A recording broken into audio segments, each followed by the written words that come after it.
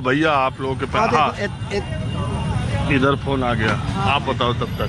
जी, सामाजिक कार्यकर्ता है तो समाज का फोन आएगा ना। जी हम ही सामाजिक कार्यकर्ता हैं और समाज के जुड़े हुए सभी कार्यों में मेरी बढ़ चढ़ कर भूमिका रहती है। और आपको औरंगाबाद सूर्य की नगरी में हम लोग अभिवादन और स्वागत करते हैं। हमेशा आपके पत्रकारिता को देखता रहता हूँ। अच्छा, बहुत शुक्रिया। आप माहौल बताइए, बिहार का क्या चल रहा है? बिहार का माहौल अब है कि पहले का जो बिहार था कि जो जातीय समीकरण पर एक कलंकित बिहार था, अब बिहार विकास की बात करती है, बिहार स्वास्थ्य की बात करती है, अब बिहार शिक्षा की बात करती है। तो निश्चित रूप में जो इस बार विधानसभा चुनाव होने वाले हैं, इन्हीं मुद्दों पर यहाँ की जनता बात करेगी, बिहार की जनता बात करेगी, ना कि जातीय समीकरण पर मतदान देगी।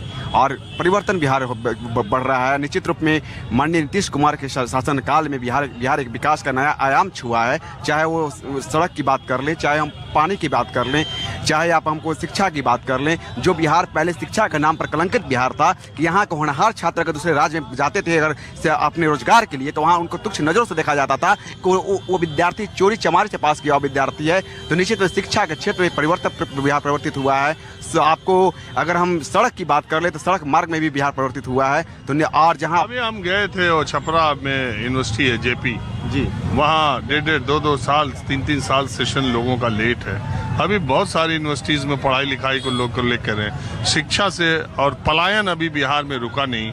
नौकरियों को लेकर के मैं मानता हूँ इधर बीच नौकरियां निकली हैं, लेकिन 20 साल में जितनी नौकरी नीतीश कुमार को देनी चाहिए थी या उनकी सरकार को, उतना दिया उन्होंने? देखिए, निश्चित रूप में एनडीए की सरकार में युवाओं को खासकर आत्मनिर्भर बनाने का पहल किया जा रहा है कि आप आत्मनिर्भर बने, स्वावलंबी बने। ये जरूरी नहीं है कि अगर आप सरकारीकरण नौकरी में ही हैं तभी आप बने आत्मनिर्भर हो। आप किसी भी क्षेत्र में खुद पर स्वावलंबी होने का प्रयास कराया जा रहा है, आत्मनिर्भर बने। और जो पहले बिहार कुछ दशक पहले शिक्षा में इतना पीछे चला गया था, उससे तो कहीं ना कहीं भरपाई किया गया। उस दशक को हम नहीं भूल सकते।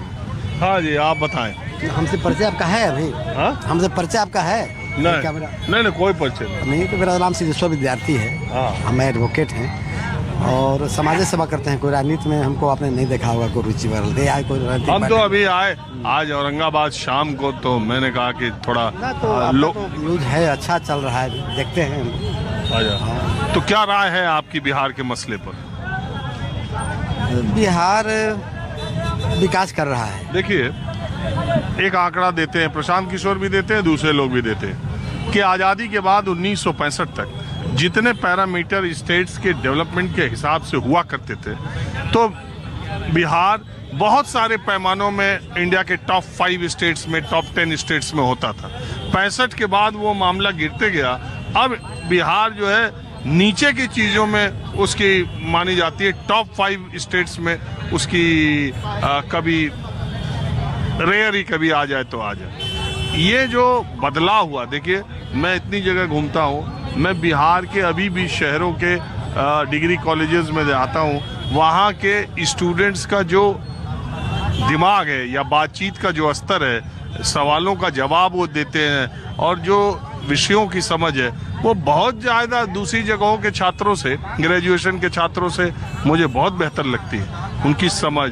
अभी मैंने बोर्ड टॉपर्स लड़कियों का किया जिन्होंने फर्स्ट पोजीशन, बिल्कुल सामान्य कारपेंटर की बेटी, लेकिन उसका कॉन्फिडेंस, उसकी बुद्धि। तो इस मामले में तो बिहार का कोई सानी नहीं है। लेकिन नहीं, बिल्कुल आप ठीक कह रहे हैं। बिहार में तो जितना IAS IPS अफसर निकलते हैं उतना देश में कहीं नहीं निकलते हैं। इसलिए इस बात से हम आपके सहमत हैं कि बिहार की जो शिक्षा के क्षेत्र में काम हुआ है, ऐसे और होने की आवश्यकता है, लेकिन अभी ठीक है। और ये प्रशांत किशोर, चूंकि वो एक बड़ी रैली कर रहे हैं तो इसलिए मैं आपसे पूछ रहा हूँ, प्रशांत किशोर का चुनाव में अभी तो खैर बहुत वक्त भी है। अभी मैंने सुना कि वो सारी की सारी जो तो 243 विधानसभा सीटें हैं, उसमें 2 विधानसभा सीटों में रोज जाने का काम करेंगे इसी महीने के लास्ट। उसका उनकी कुछ चर्चा जमीनी स्तर पर है? नहीं, देखिए उनकी चर्चा थी और लेकिन धीरे धीरे चर्चा धीमा पड़ते जा रहा है। इसका मुख्य कारण यह है कि उन्होंने कहा कि नहीं, शराबबंदी ख़त्म होना चाहिए।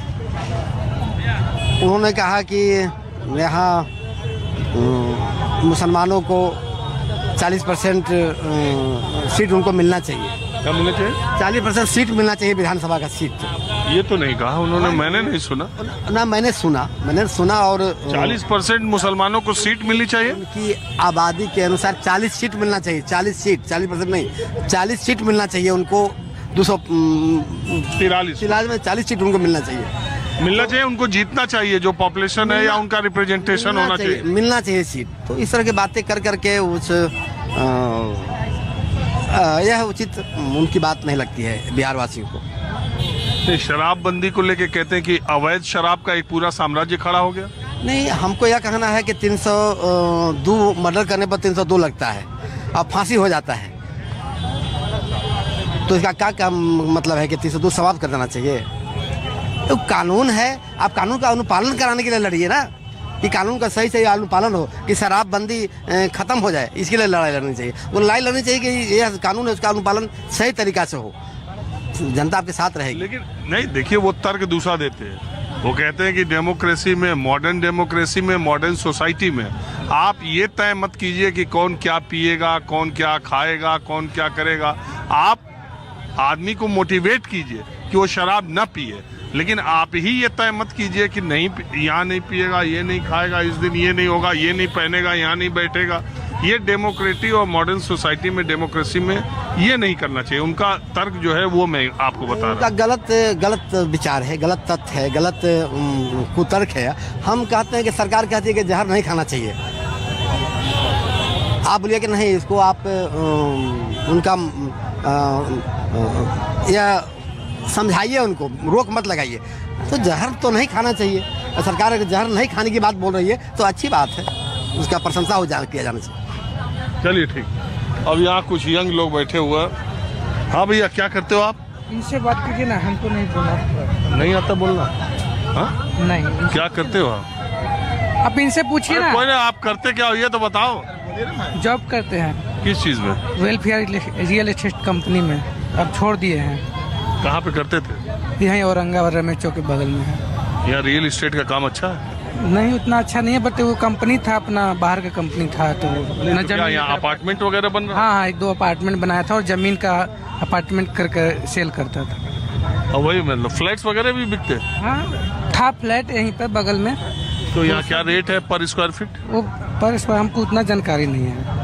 जैसे हम तो ऑफिशियल थे ना, तो उतना हमको पता नहीं। वो लोग एजेंट के थ्रू होता था, एजेंट के थ्रू अपना वो लोग सेल किया था। हाँ जी, आप